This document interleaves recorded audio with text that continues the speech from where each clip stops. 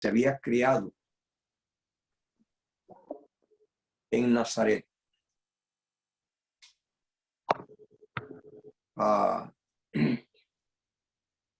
Tenía casi 5 semanas que no lo veían, porque había ido para el desierto y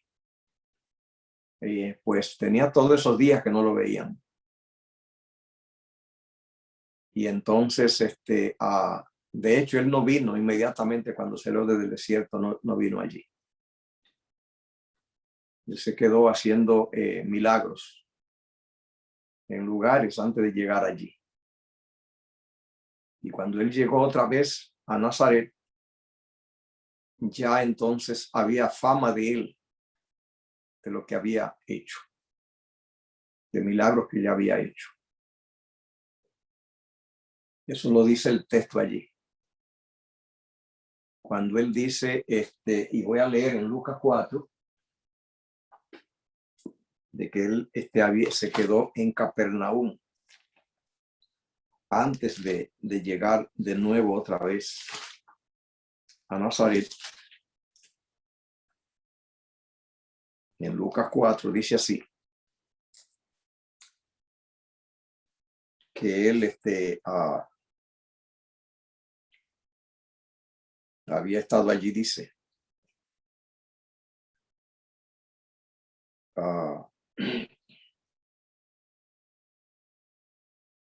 Dice el versículo 23, sin duda me diréis este refrán, médico, cúrate a ti mismo.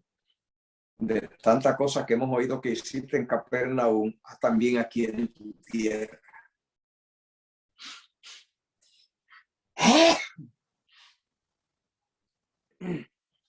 Así que Jesús, cuando salió del desierto, no volvió inmediatamente a su casa, sino que se quedó en Capernaum y allí hizo muchos milagros.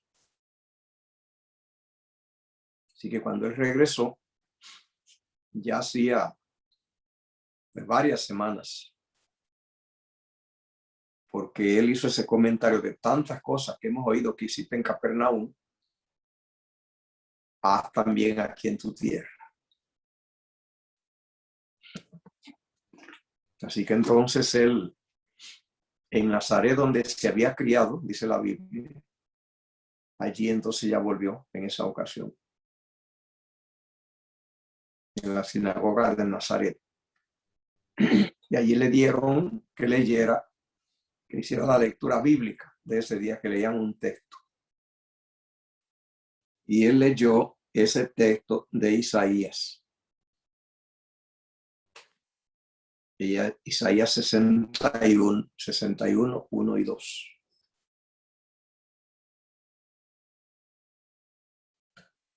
¿Ve? Ese fue el texto que él leyó. El Espíritu del Señor está sobre mí, por cuanto me ha ungido para dar buenas nuevas a los pobres, me ha enviado a sanar a los quebrantados de corazón, pregonar libertad a los cautivos, vista a los ciegos, poner libertad a los oprimidos y predicar el año agradable del Señor.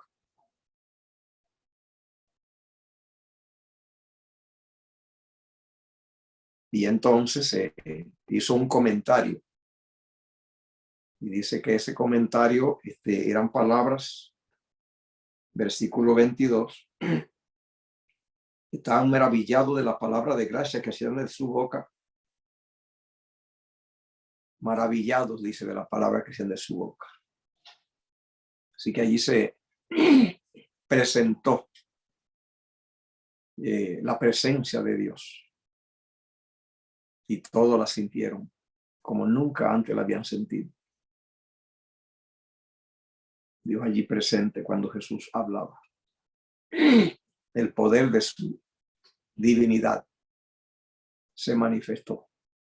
La gente quedó sorprendida.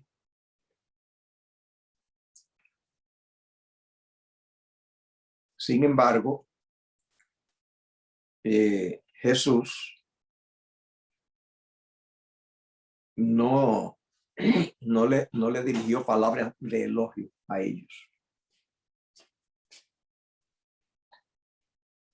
Aunque ellos estaban así sorprendidos de las palabras que él había manifestado, había expresado.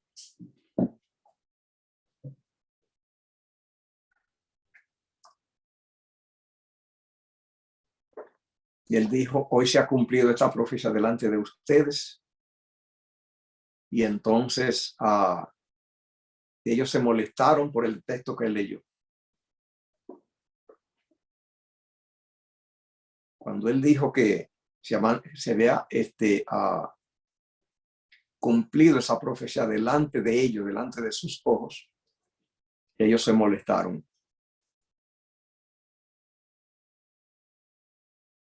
Porque ellos sintieron que el texto que él cogió para leer no era el texto apropiado. Aunque en ese texto Jesús estaba presentando sus credenciales del Salvador del mundo, a ellos no les gustó ese texto.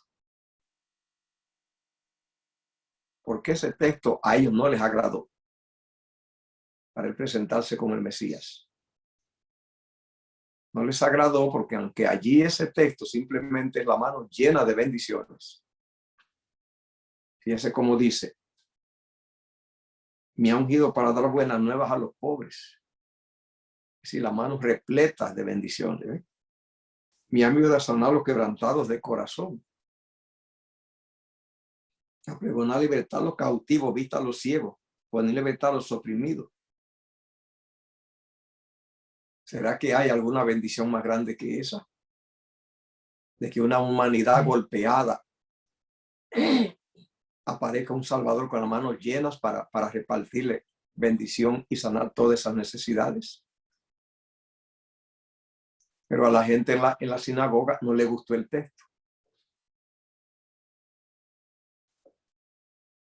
¿Por qué a ellos no les gustó un texto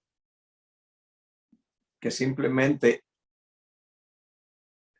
avisa a la humanidad que viene un Salvador, un Redentor, a romper todas las ligaduras de sufrimiento? ¿Por qué a ellos no les gustó? ¿Habría alguien allí en la hermandad que puede decirme por qué un texto lleno de esperanza para todos los necesitados y ellos el texto simplemente fue la razón para rechazarlo? Por su egoísmo. ¿Por qué egoísmo? El egoísmo que tenían en su corazón. Ellos, por un lado, el egoísmo que tenían en su corazón, porque están hablando de los pobres, y ellos no estaban esperando eso realmente, que vinieran a ayudar, ni a liberar, ni a salvar, ni a los pobres. Ellos estaban esperando que los liberara a ellos, pero pues como como el Salvador, pero con espada, con gloria, que estaban esperando que los salvara de los romanos. Era pastor. Así es. Entonces, por esa razón ellos no les pareció ninguna gracia esto. Y más, como dice el mismo título del capítulo, siendo un carpintero, ¿cierto? ¿Qué va a venir qué va a poder hacer No, eso no interesa nada que ver con los pobres ni con esas cosas. Nosotros estamos esperando eso otro asunto. Sí. Un texto que para la humanidad es simplemente como una catarata de bendiciones, de hecho lo es. Es todo el cielo derramado en favor de la humanidad, ese texto. Que dice, el Espíritu del Señor está sobre mí, por cuanto me ha ungido para dar buenas nuevas a los pobres. Envió a sanar a los quebrantados de corazón, pregonar libertad a los cautivos, vista a los ciegos y poner libertad a los oprimidos. El mundo no necesita nada mejor que eso. Pero el texto fue lo que simplemente los molestó. Por dos razones, como dijo Luz Dari. Primeramente, ellos no les gustó que lo identificaran de esa manera. Número dos, ellos simplemente querían espada contra los ¿cómo se llaman? Los impíos, contra los gentiles. Simplemente ellos se creían el pueblo de Dios y estaban bajo el fuete de los romanos, que no era pueblo de Dios. Ellos necesitaban a alguien que viniera con fuete contra los romanos. Así que este texto, lleno de bendiciones para la humanidad doliente, no le gustó. Y la tercera razón se desprende también de esa misma, y es que no se veía que él trajera caballos, carros y espadas. Así que cuando él se identificó como el Mesías, simplemente presentó credenciales malas para los judíos, para su pueblo. Número uno, no le gustó cómo los identificó, de pobres, ciegos, cautivos. Y ellos eran cautivos políticamente porque estaban bajo el yugo romano. Pero no le gustó. Número dos, ellos tenían una agenda. La agenda de ellos era caballos, carros, espadas, guerra.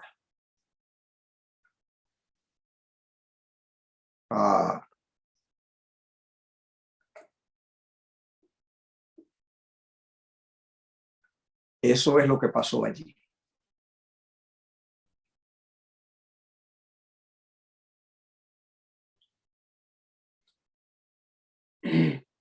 ¿Hay algún comentario, pregunta al respecto?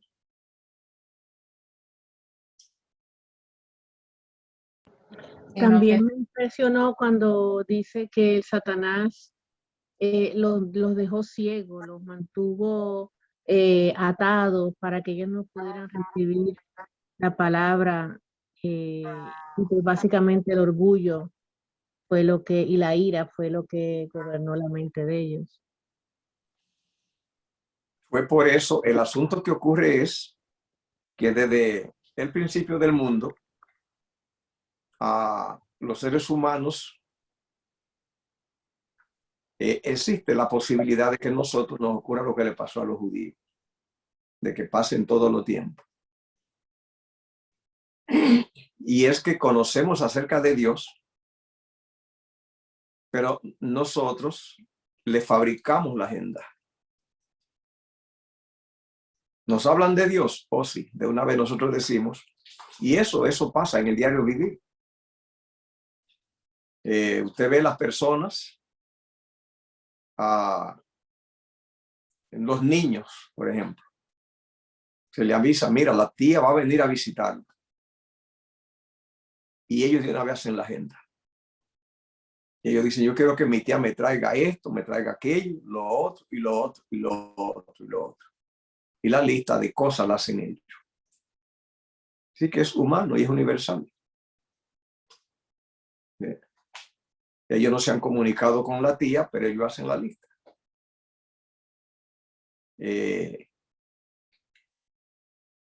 También un gobernante va a correr como gobernante y de una vez todos se llenan de la lista de lo que él debe hacer sin hablar con él. Eso es un problema humano universal. Y entonces con Dios ha pasado. La gente conoce a Dios y hace una lista en su casa de la cosa que cree que Dios debe otorgar. Y por eso oímos las oraciones, millones de oraciones, pidiéndole a Dios lo que la gente cree que Dios debe hacer. Así que eso no fue nuevo. Ellos oyeron que venía el Mesías, inmediatamente hicieron una lista de kilómetros. Nada de esperar a mirarlo para reunirse con él y mirar los planes que él tiene, para nada. Lo mismo ha pasado con el cielo. Millones de personas tiene, pero grandes proyectos en el cielo, sin haber ido. Es un problema humano. ¿Hay algún comentario, pregunta? Sí, que ellos no,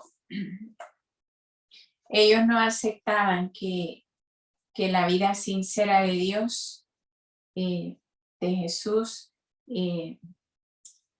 estuviera amonestándoles a ellos. O sea, ellos no aceptaban eso y no permitieron el toque del Espíritu de que era el momento de ellos reflexionar y hacer un giro de su vida, ¿verdad? Del cambio, de la conexión con Dios. Y como dijo mi esposo, ellos elaboraron su propia agenda y no aceptaron el amor de Dios, el amor de Jesús. Y entonces ellos se llenaron de enojo, ¿verdad? De contrariedad hacia la labor de Cristo, porque no machaba con las ideas y las acciones que ellos tenían, porque decían, ¿cómo es que este muchachito que lo vimos crecer, lo vimos de niño, adolescente, joven y ahora adulto, venga a presentarse como el Mesías y cómo es que él nos va a amonestar a nosotros? O sea, ellos sabían la clase de vida que estaban llevando, pero no esperaban que alguien se lo señalara, ¿verdad? Y eso fue lo que más coraje les dio a ellos. Gracias, mi amor. Aquí dice, página 203, dice así. En el culto regular del día, el anciano leyó de los profetas y exhortó a la gente a esperar todavía, dice, al que había de venir. Esa fue la exhortación que hizo el rabino de ese día. Una exhortación a que siguieran esperando el que había de venir. Así que el rabino, con su palabra, levantó las expectativas de la venida del Mesías. Dice allí, al que iba a introducir un reino glorioso, note cómo dijo el rabino, y desterrar toda opresión. Esas fueron el mensaje que el rabino dio. Debía que siguieran esperando que el Mesías debía venir y que venía a establecer un reino glorioso, desterrar toda opresión. Y es que los judíos habían sufrido mucho. Venían sufriendo hacía muchos años de persecución y maltrato. El rabino siguió diciendo, dice, repasando la evidencia de que la venida del Mesías estaba cerca, repasó la evidencia, o sea, tenían una matemática profética. Ellos sabían en qué tiempo el Mesías debía de venir. Dice, procuró alentar a sus oyentes. Eso fue el predicador. Describió la gloria de su advenimiento. Ese fue su sermón. Describió la gloria de su advenimiento, recalcando la idea de que aparecería a la cabeza de ejércitos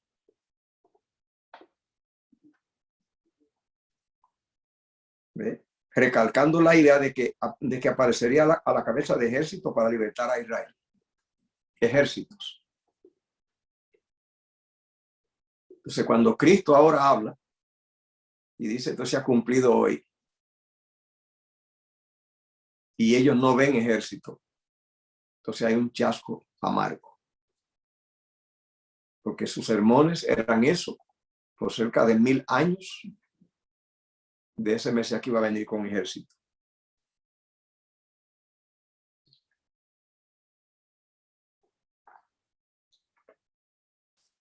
¿Hay algún comentario?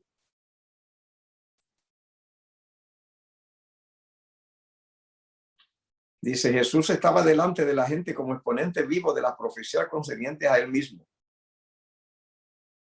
Y explicando las palabras que había leído, habló del Mesías como el que había de aliviar a los oprimidos.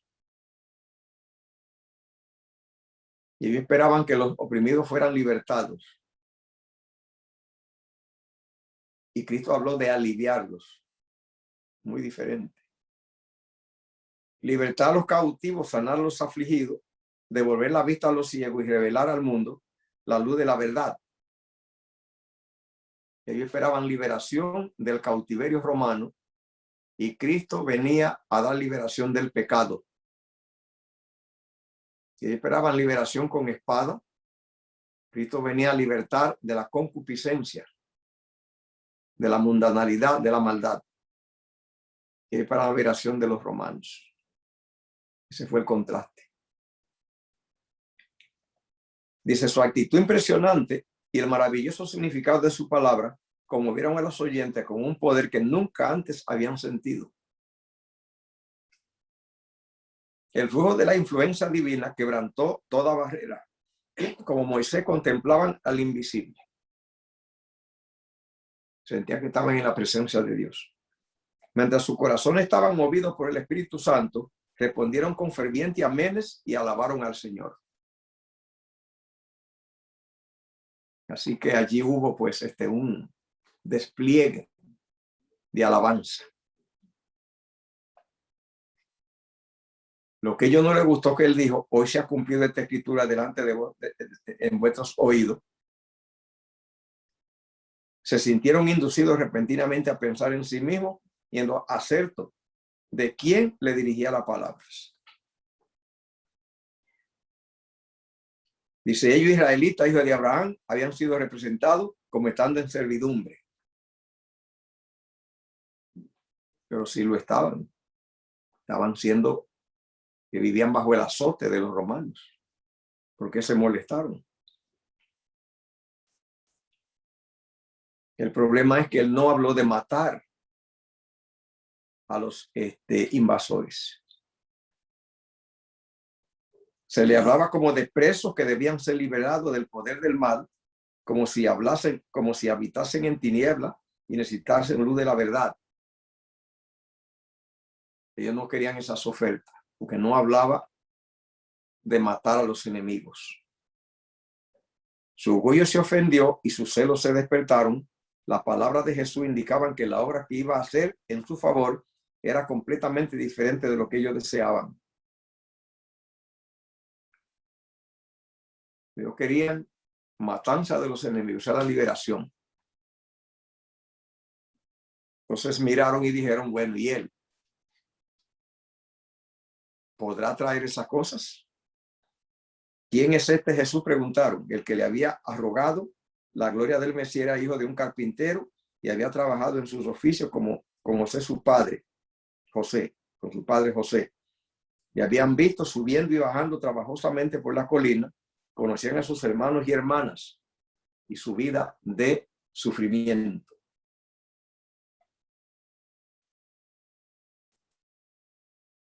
Página 204. Nada había dicho Jesús, había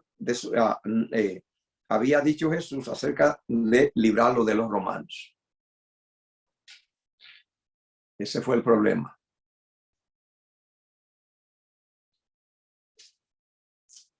¿Hay algún comentario o pregunta?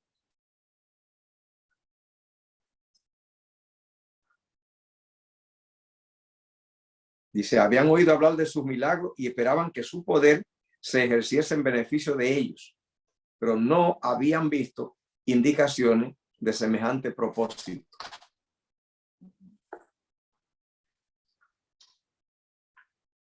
Yo quería comentar, pastor, que qué problema tan grande cuando Dios tiene un proyecto y nosotros tenemos otro completamente diferente, pero que pareciera que fuera el mismo. Es el proyecto de Dios, pero absolutamente con diferentes herramientas, diferentes motivos. ¿Qué problema ese tan O sea, serio? no es el qué. El problema siempre es el cómo. Exacto. Exacto. No hay problema con Dios con el qué. En eso nosotros quedaremos cortos. Nunca le pediremos a Dios todo lo que Él tiene para darnos. El qué no hay problema. El choque con Dios es el cómo.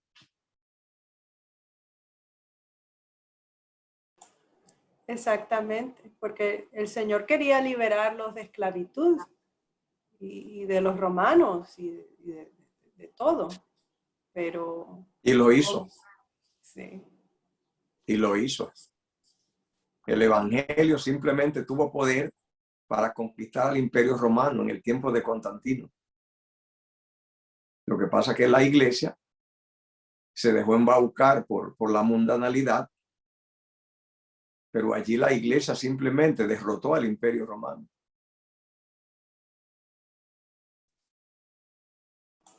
Así es. Es decir, cuando Dios dice, quiero libertarlo a ustedes de los opresores, es a mí a quien quiere libertarme, porque el opresor soy yo.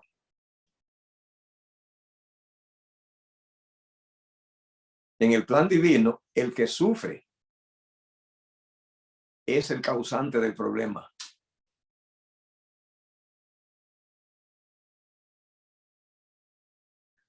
¿Cómo se puede explicar eso? Esa declaración me dejó fría, pastor. Bien, ya Sí. hice mi día, ya puedo irme. Si te dejó fría, ya. No, ya es suficiente.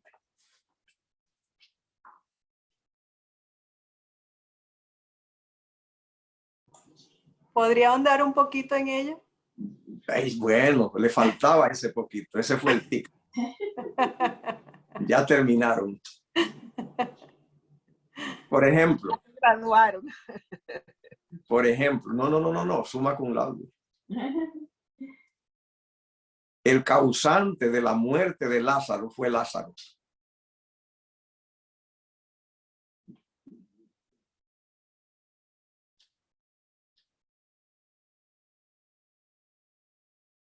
La razón por la cual Cristo lloró en la muerte de Lázaro fue por eso. Porque el causante de la muerte de Lázaro era Lázaro.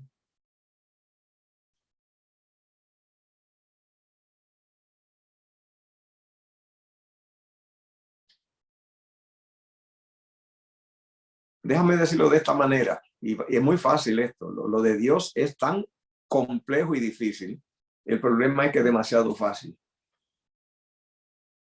Es que el Dios que tenemos es tan poderoso que el que cree en él, simplemente todo queda resuelto.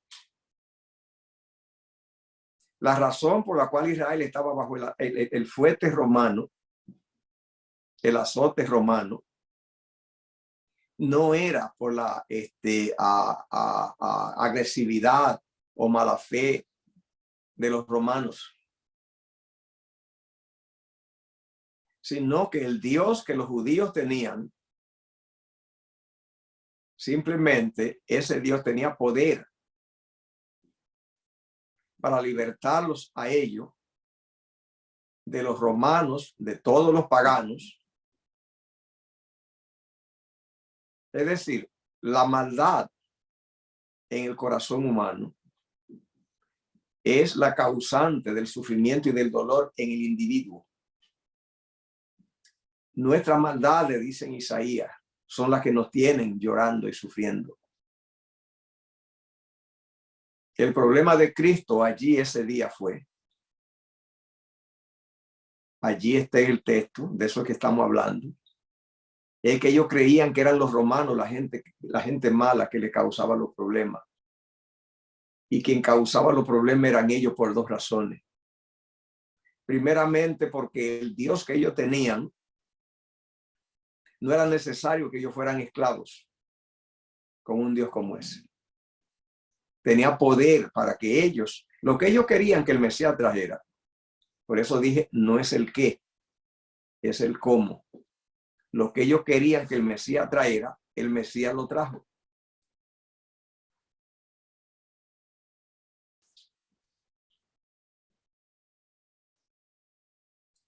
El llanto de Jesús por los judíos fue que lo que ellos lloraban y anhelaban y por lo cual lo mataron, era porque ellos creían que él no había traído, y justo su llanto era porque justo tenía la mano llena de eso.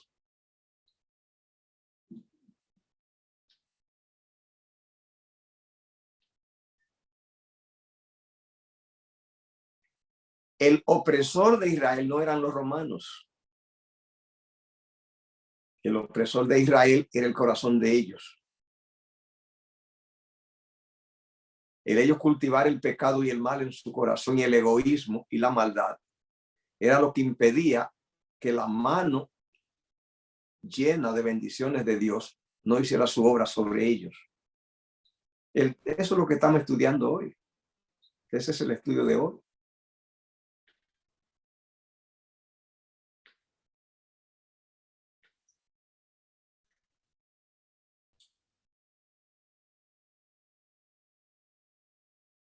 Toda persona arruinada, aplastada del dolor y el sufrimiento, si descubre el Dios que tiene,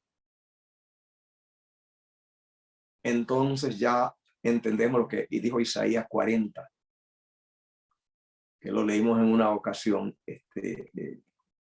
y el pastor Ariel Lacosta lo ha presentado muchísimas veces. Que dice, ¿no has recordado, no sabes que el Dios Jehová no se fatiga con cansancio y que su entendimiento no hay quien lo alcance? Él da esfuerzo al cansado y multiplica la fuerza al que no tiene ninguna. Que los jóvenes caminan y se cansan y los mancebos corren y se caen, pero los que esperan en Jehová tendrán nuevas fuerzas. Que alzarán sus alas como águila y correrán y no se cansarán y caminarán y no se fatigarán.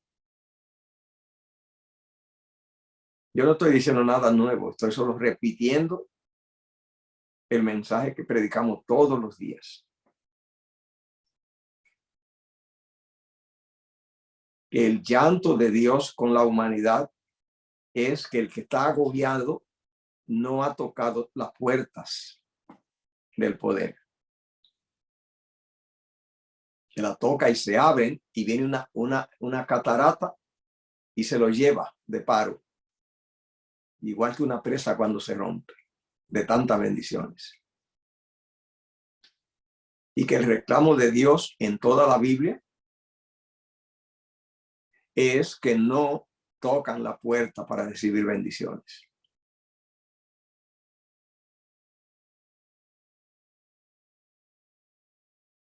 Y que el mensaje del evangelio es decirle a los oprimidos, levántate y anda. A los muertos, a los arruinados, a los destruidos. Que el sufrimiento humano es porque tenemos un Dios grandísimo y estamos con la mano vacía de bendiciones. Ese es el evangelio.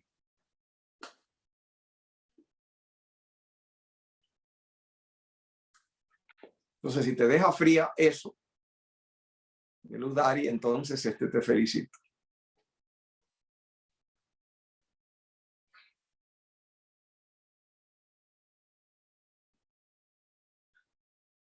Así que Dios nos tiene que liberar de nosotros mismos. No hay ningún opresor fuera. No hay más. Por eso cuando Moisés fue a libertar a Israel en Egipto, Moisés creía que tenía que llevar una espada, lo mismo que está creyendo esta gente. ¿Ven que no es nuevo? Ese egipcio que Moisés estranguló fue el mismo romano que Pedro le tiró a cortar la cabeza y le cortó la oreja. Y esa espada que Moisés usaba, que estranguló al egipcio, es la misma espada que Pedro llevó. No es nuevo, es el mismo asunto. Ese ejército que los judíos esperaban que el Mesías trajera, es el mismo ejército que Moisés estaba organizando para libertar a Israel y por el cual tuvo que esperar 40 años hasta que ese ejército se desvaneciera. Es lo mismo, no hay nada nuevo. ¿Por qué? Porque quien tenía esclavo a Israel en Egipto no era Egipto.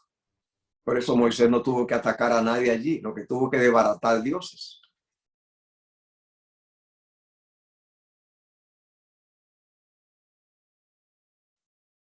Quien tenía esclavo a Israel en Egipto era Israel.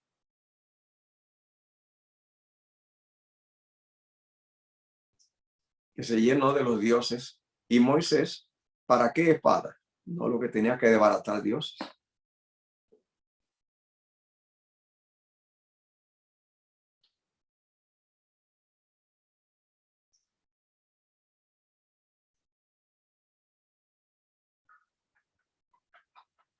¿Algún comentario, pregunta?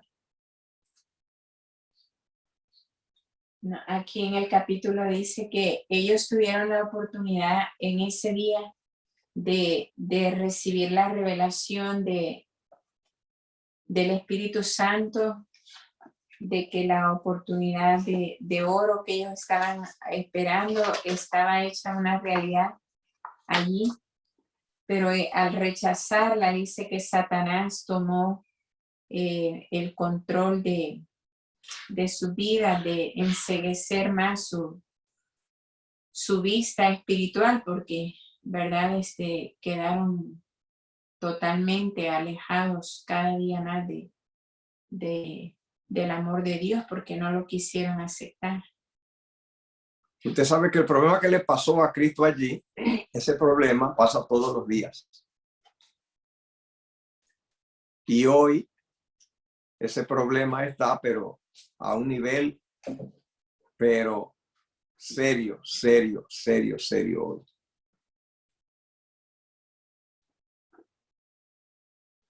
¿Usted cree que Dios puede levantar profetas en este tiempo? ¿Quién cree? Sí.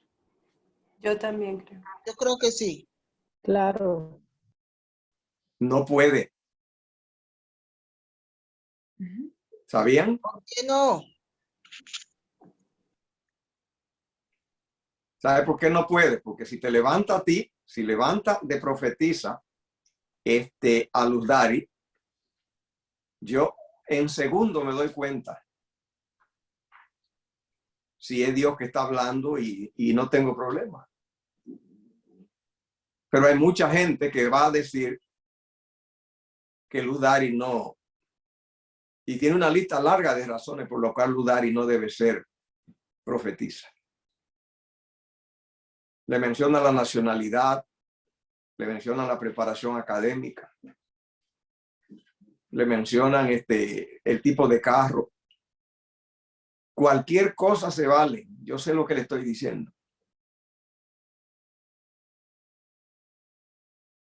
Yo conozco, mire, mucha gente que cuando ha hablado, sé que Dios que está hablando a través de ellos. Inmediatamente, mire lo último que yo escuché. Me dieron la noticia que se estaba levantando alguien que decía que era profeta. Y un grupo de personas que me reservo el nombre de ellos, ni cómo eran, ni nada, me reservo. Inmediatamente hicieron una lista de cosas sin conocerlo a la persona, sin ir para oír por sí mismo. De cosas, de una lista de exigencias, para ir con un espíritu de acusación y de escudriñamiento.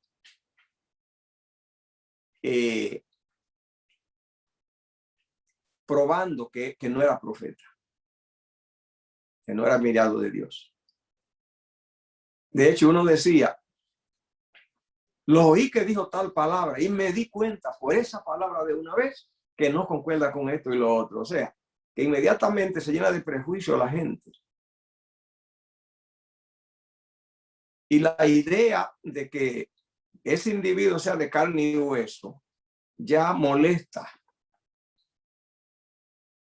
Y se comienza de una vez, porque yo lo he escuchado, no voy a exagerar, que una persona que Dios usó en un tema, le sacaron en cara que en una reunión se cabeceaba y que por eso no podía ser.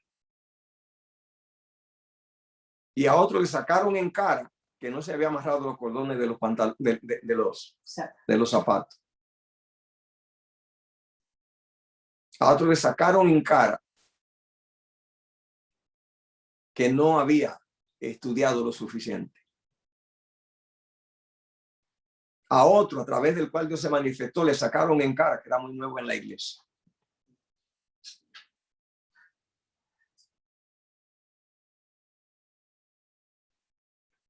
Y a otro le sacaron en cara la nacionalidad.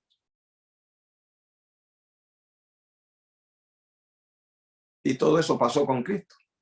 ¿Qué dijeron? ¿De Nazaret? Por favor, de Nazaret. Le sacaron en cara la profesión. Carpintero. Por favor. Le sacaron en cara el pueblo. No solamente porque era de Nazaret, pero no era de Jerusalén, donde estaba la escuela de los eruditos.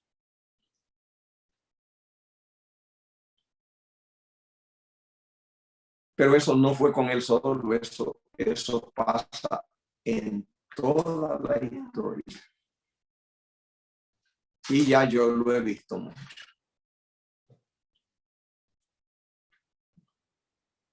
Lo que quiero decir es que quiero actualizar para hoy lo que le pasó a Cristo.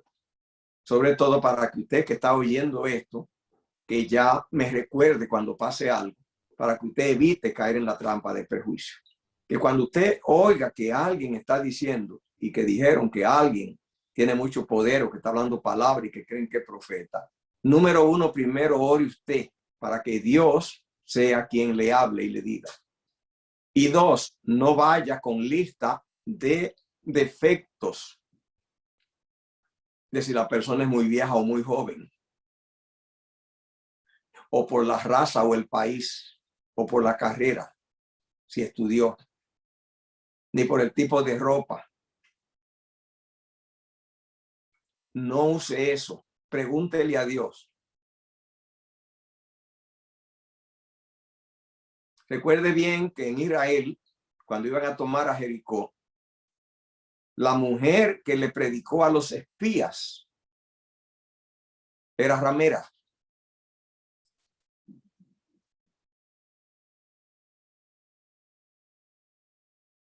Los espías no tuvieron éxito en Jericó. El servicio secreto de Jericó, del gobierno de Jericó, lo detectó. Ella fue que tuvo que librarlo. Y ella fue que le dijo a ellos, no, ustedes no tienen que hacer nada ya para tomar esto. Ya hemos oído la noticia de lo que pasó en Egipto, del Mar Rojo que se abrió. Y recuerde que tenían 40 años merodeando en el desierto. Y mientras ellos se quejaban, lo que saliera en la noticia de la gloria de Dios. Mientras los judíos se quejaban, lo que salieran eran noticias de la gloria de Dios, que le daba pan del cielo y que le daba agua de la peña. Y ella dijo, ya la rodilla de todas las naciones se derritió como agua. Esa es una profetisa. Y hoy, después de miles de años, nosotros estamos aplaudiendo, pero en ese tiempo no aplaudieron porque era una ramera.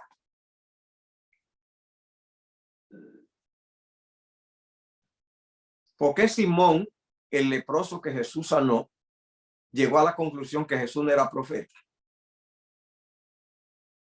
Porque María Magdalena, una mujer ramera, lo estaba tocando. Es decir, que se hacen prejuicios.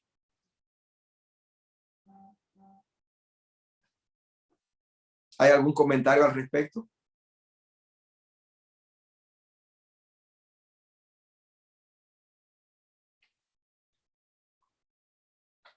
Dígame algo al respecto.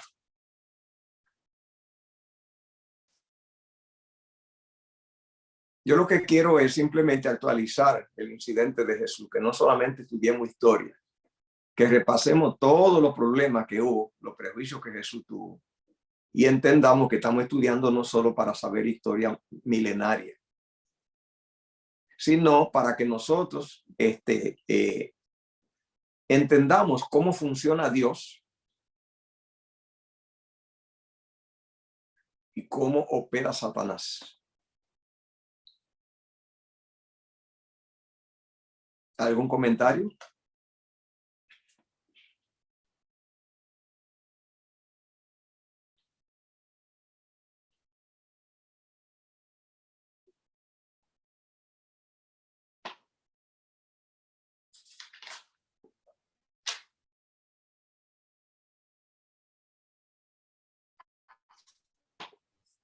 En verdad, pastor, necesitamos que en verdad Dios nos abra los ojos espirituales y la mente, y para poder deshacernos de ese espíritu de malsano, de crítica, de prevención, de todo lo que quiera que nos impide ver y escuchar la palabra de Dios a través de quien Él nos la está mandando. Y de poder discernir, pastor. Yo pienso que es un trabajo grande, fuerte que Dios tiene que hacer en nuestra mente para nosotros poder salir de ese espíritu tan malsano que tenemos dentro. Dios simplemente, escuchen esto que le voy a decir, queridos. Después de miles de años, de 2000 años, ya nosotros estamos bien instruidos sobre quién era Cristo y sobre quién es. Y le tiramos piedra a la gente que lo trató mal. Porque ya en ese tiempo nos han dicho suficientes cosas buenas de Jesús. Pero se levanta en nuestros días persona de la cual no se ha hablado porque no es conocida. Y a menos que nosotros tengamos los ojos abiertos, corremos el peligro, el riesgo de que se repita. Porque de Cristo se ha hablado mucho, pero se puede levantar y Dios siempre tiene personas en la tierra a través de las cuales habla, siempre. La razón por la cual no se le escucha es por ese mismo problema. Entonces mis palabras son para que usted y yo tengamos las antenas paradas, porque Dios simplemente no tiene acepción de personas.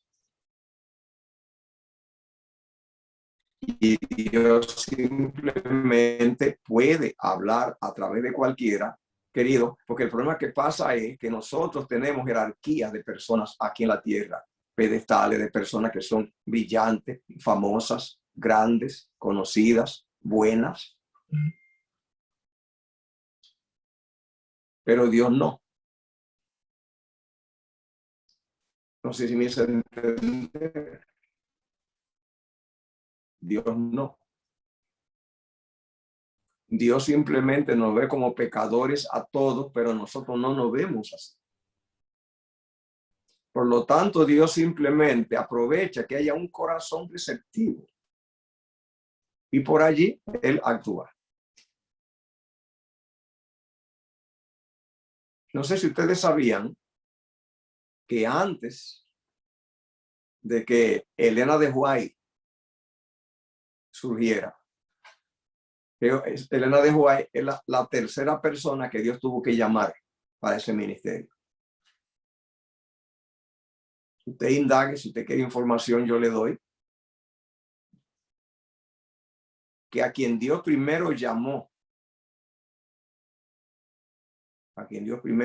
para dar el mensaje de Elena de White,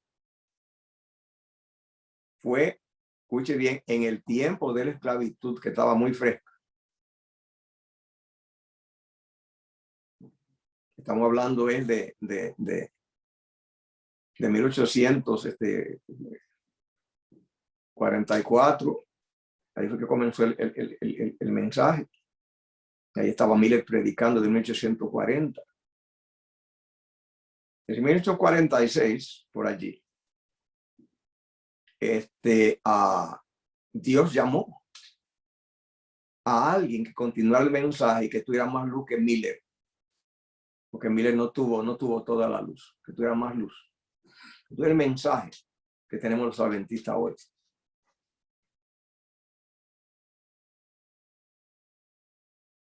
A quien llamó fue un negro, un afroamericano. Claro, él se aterrorizó porque en 1863 fue que hubo la emancipación política de los esclavos. 1863. Con la guerra de secesión. comandada allí esa guerra por Abraham Lincoln, y pelearon entonces lo del norte y lo del sur. Fue en 1863. Fueron derrotados los del sur y se proclamó la emancipación de los esclavos. Y después de esa emancipación duró 100 años sin que los esclavos todavía tuvieron espacio, porque no sabían ellos reclamar su espacio y siguieron esclavos 100 años más, hasta 1963, 100 años, que se levantaron entonces Martin Luther King y Malcolm X. Entonces, cuando se le dijo a ese afroamericano, a ese negro, se le dijo, Dios te está llamando que tú hables, lo primero que dijo él, ¿quién fue? Él. O sea, ¿a quién se le ocurre que van a oír a un negro en los Estados Unidos para que predique un mensaje profético del fin? Y salió huyendo. Después, cuando oyó a Elena de White profetizando, dijo, eso me lo dijeron a mí, todo eso me lo dijeron a mí, pero ya se le había retirado. Entonces llamaron a un blanco. Todo eso está en tenemos eso, está en los documentos. ¿Y qué dijo él? No me van a creer, no me van a escuchar. Porque yo estaba llamando a quién cosa. Bueno, llamó a un hombre y blanco. Porque, es decir, Dios no llama en una forma así, como se llama, como si es jugando un dado. Es si hay un corazón dispuesto, una mente donde él pueda hablar. Pues encontró otra mente blanca.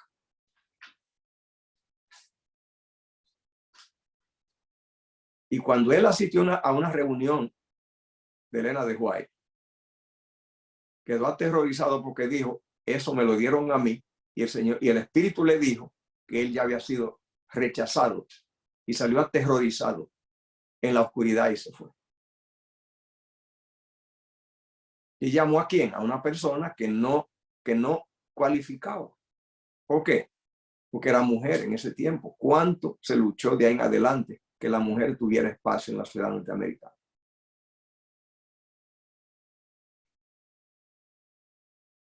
¿Ve? Número 2, no fue a la escuela, nada.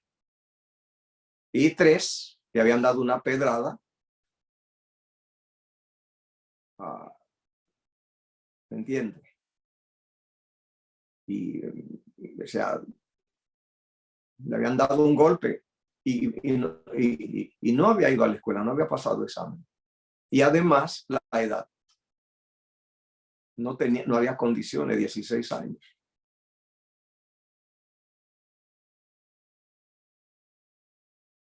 Entonces, cuando apareció, todas esas listas de cosas salieron a relucir.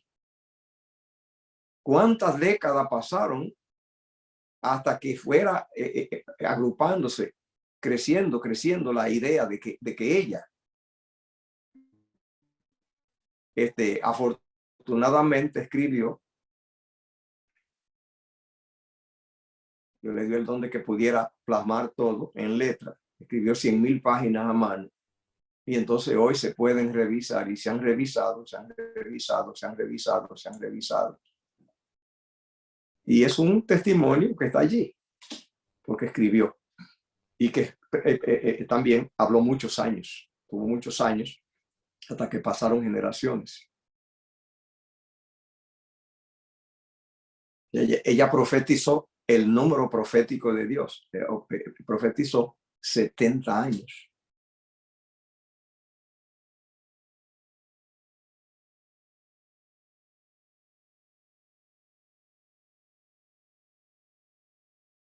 Pero el asunto que Dios simplemente, Él no tiene los prejuicios nuestros. Porque es lo que anda buscando un corazón, una mente donde pueda operar. Y si es un niño, si es mujer, si es blanco, si es pobre, si es negro, si es de la India, el país no le importa. Dios quería que surgiera el movimiento adventista en Norteamérica, solamente buscando las ventajas de la influencia de la nación. Y se hizo. porque era la nación que influye sobre el planeta, sobre el mundo. Y el recurso, de aquí salió dinero, mucho, y sale dinero de aquí en cantidad para las naciones, que si hubiera sido una nación pobre no tenía esos recursos.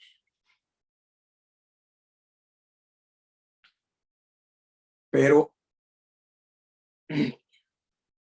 ha levantado gente en países insignificantes.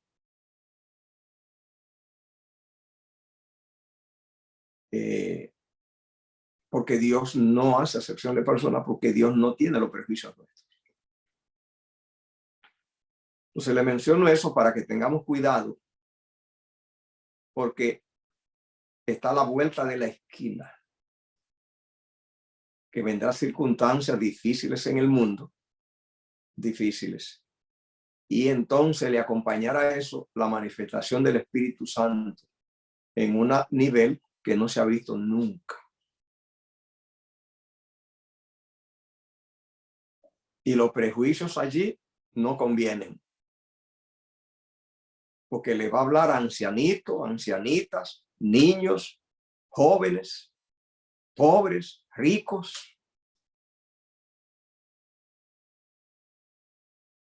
académicos, científicos, analfabetos.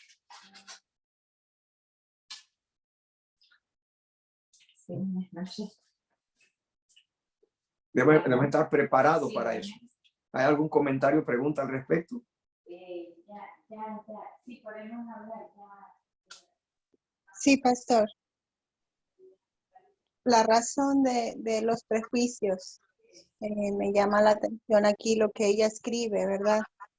Dice, ya casi al final del capítulo, dice que la verdad era impopular en el tiempo de Cristo y es impopular en el nuestro. Lo fue desde que por primera vez Satanás la hizo desagradable al hombre, presentándole fábulas que conducen a la exaltación propia. Entonces vemos que la raíz de estos prejuicios, la raíz de este rechazo, la raíz del rechazo al mensaje divino es esta raíz de exaltación propia.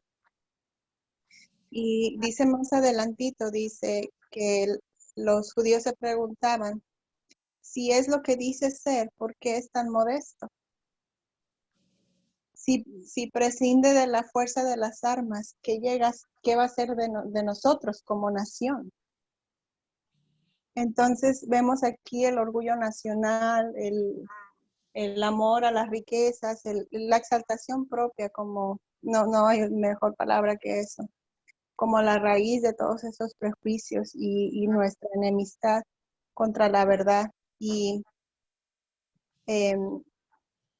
no nada más el amor a las cosas y a eso, ¿verdad? Sino al yo, al sí mismo.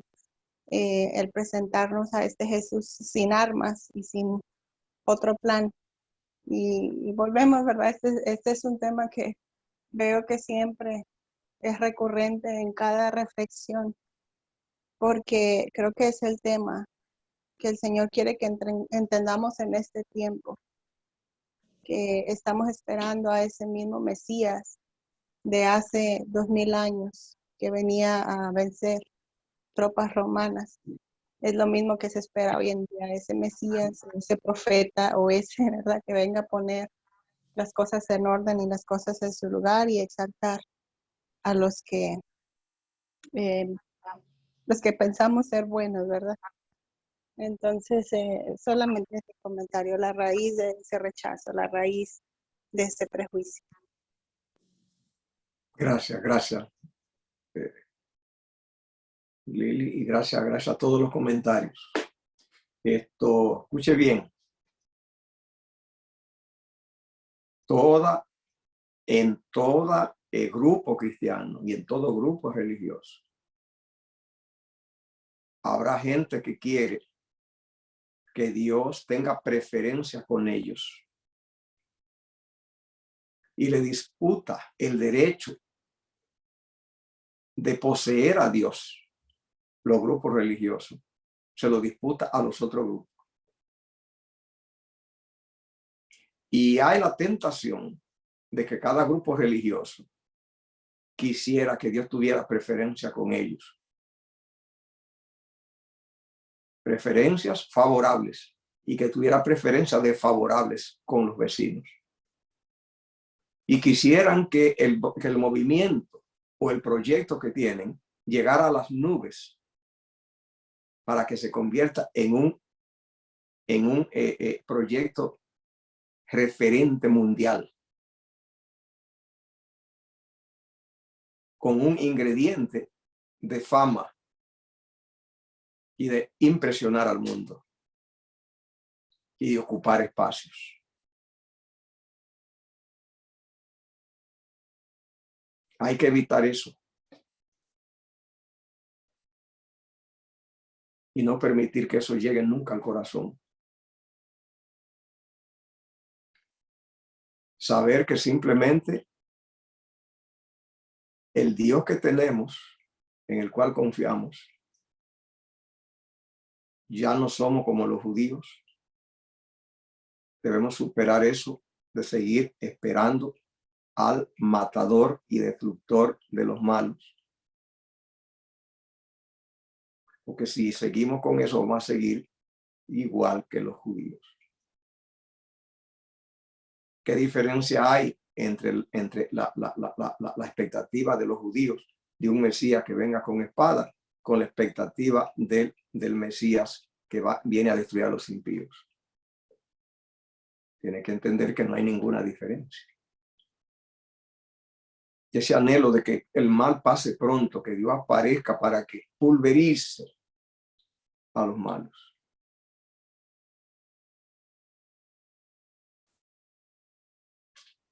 Entendamos que lo que Dios dice es: el bien se establece en el corazón, no en la provincia. No es afuera matando a individuos molestosos que se consigue la paz, o a la gente que se porta mal.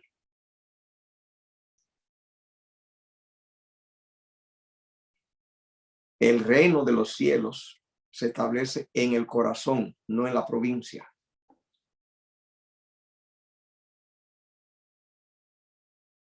Por lo tanto, millones de gente quiere huir de la tierra para el cielo porque la tierra está muy mal. Porque aquí está muy peligroso. Y no saben que quien está peligroso es el corazón humano. Si el cielo se le da cabida aquí, el cielo ya se establece en la tierra.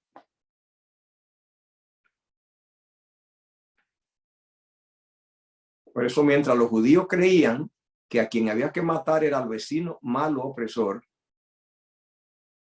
Dios creía que a quien había que matar era a la corrupción del corazón.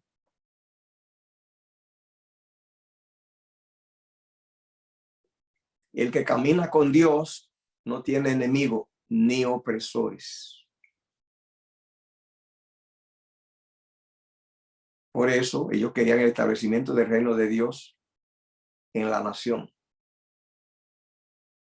Y Dios quiere establecer el reino en el corazón. Repito, no es a los malos a los que hay que matar. A quien hay que matar es a la corrupción del corazón. Ese es el conflicto.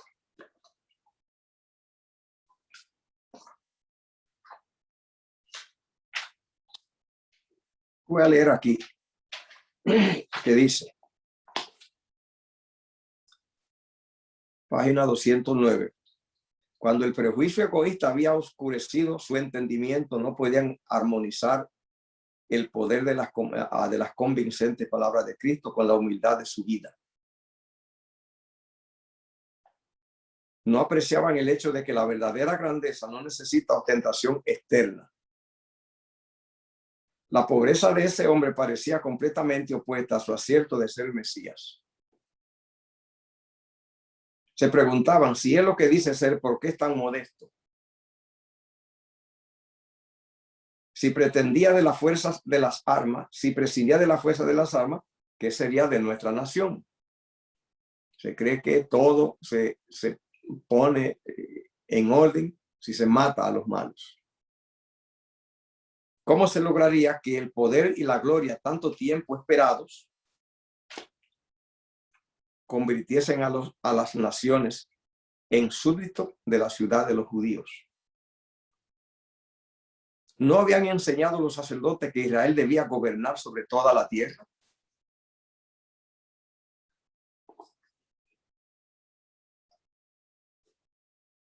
Por eso seguimos diciendo, no es el qué, sino el cómo. Mi pregunta es, yo quiero si alguien me contesta, ¿tiene Jehová Dios planes de que Israel gobierne sobre todas las naciones? ¿Alguien puede contestarme?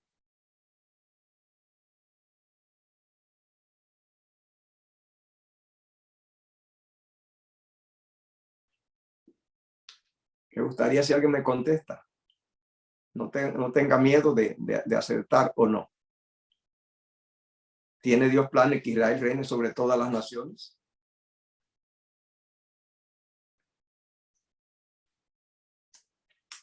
Era lo que los judíos querían. Por favor, ¿hay alguien que puede contestarme esa pregunta? Deme una idea cualquiera. No creo, pastor. Sí, o Nelly, sí, ese es el plan de Dios. ¿Y cómo es eso? Cuénteme. Gloria a Dios por la pregunta. El plan de Dios es que Israel reine sobre todas las naciones. Y el problema no es qué. El qué es que Israel reine sobre todas las naciones. El problema es cómo. Lo que va a pasar, Oneli, es de que en algún momento dado, simplemente, la persona que no busquen al Señor, vendrá el día en el cual ellos morirán. Por lo menos la segunda venida de Jesús, cuando Jesús venga en gloria, las personas que no se prepararon no pueden estar frente a su gloria.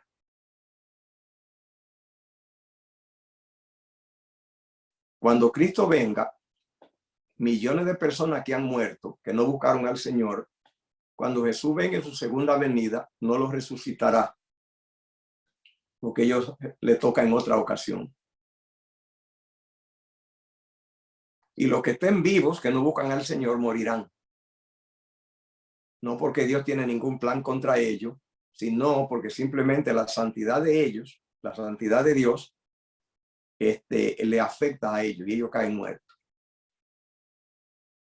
Y el Israel de Dios, el Israel que es de Dios en verdad, que aceptó el proyecto divino, viven para siempre.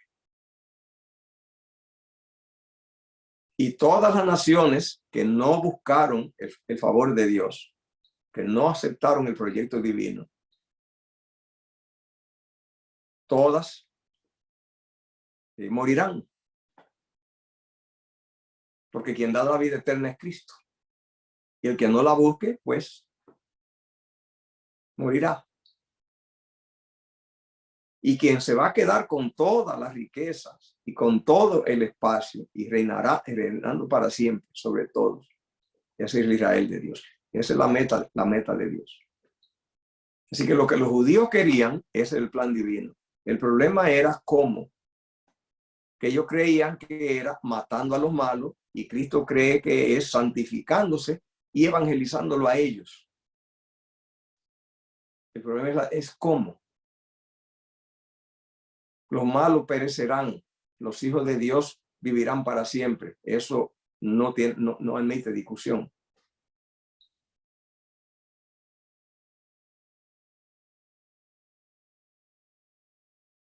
Pero yo no me alegro ni quiero que venga Dios matando a la gente, porque el plan que Dios tiene es que yo los evangelice. Que si van a salvarse 10 y yo consigo que salven 11, que luchemos para que salven 11. O 12, o 13, o 20. No que los mate. Pero a la larga, los que no se salven, ellos perecerán. Y el Israel de Dios se quedará establecido para siempre y reinará para siempre. que era lo que los judíos querían. El problema es cómo. No sé si puede explicarlo, Oneli. Muy claro. Es que no estaba clara con el Israel de Dios, Exacto. que son todos los que creen en su palabra y en él, a que Amén. era Israel el país. Exacto. Israel, el país, estaba pisoteado por todas las naciones. Pisoteado por los romanos, y primero lo pisotearon los griegos, y primero los babilonios, y primero los asirios, y primero los egipcios. Él estuvo bajo el pie de todo el mundo. Era porque no se aferraban a Dios. Así que ese no era el Israel de Dios. Porque el Israel de Dios no vive bajo las botas de nadie.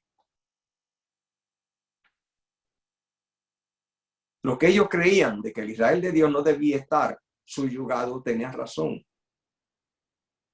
Lo que ellos no sabían cómo. El problema es el cómo.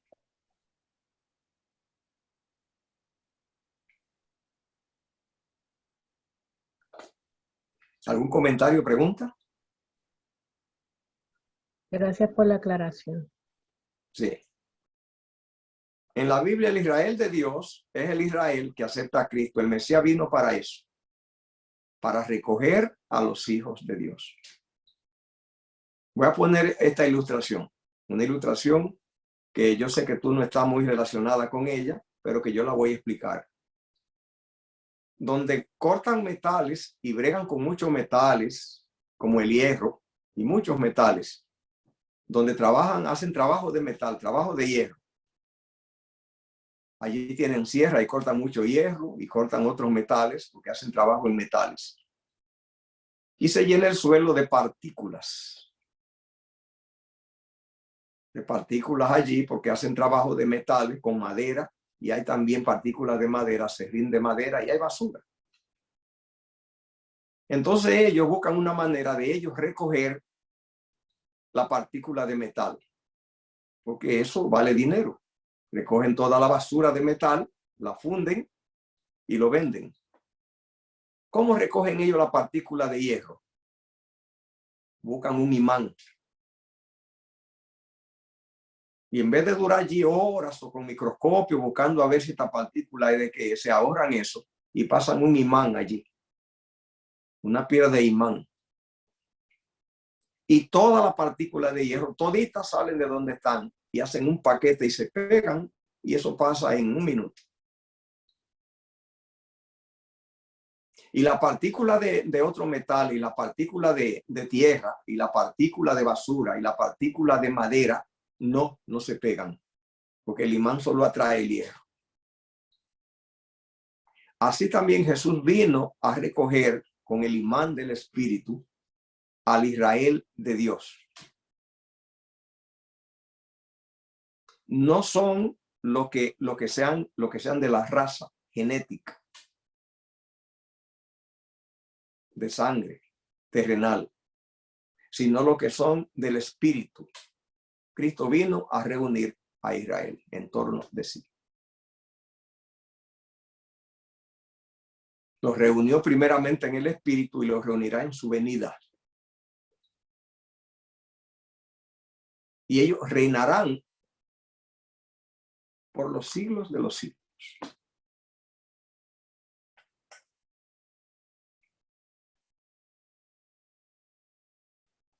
Y eso que ellos van a lograr era lo que esta gente quería. Ellos querían gloria terrenal, quedan cortos. La gloria celestial lo supera en mucho. Así que lo que Dios tenía para ellos era más grande. Lo único que le faltó fue visión. Bien. Vamos a dejarlo aquí. Gracias por la participación, por los comentarios, por su tiempo. ¿Hay algún comentario? Si no, Gracias vamos. por la ilustración muy clara. Gracias. Amén. Vamos a orar, Padre. Grande es tu misericordia, gracias por tu cuidado. Nos ponemos en tu mano, envía tu Espíritu. Cuídanos y guíanos, Señor. Solamente ayúdanos a caminar contigo. Que tu Espíritu, Señor, nos reúna, nos guíe, nos dirige en el nombre de Jesús. Amén. Una feliz noche. Bendiciones. Amén. Buenas noches, pastor, y buenas noches a todos. Hasta Amén. Buenas noches. Buenas noches, gracias, pastor. Amén. Feliz noche. Dios lo bendiga, pastor. Amén. Amén. Amén. Una feliz noche.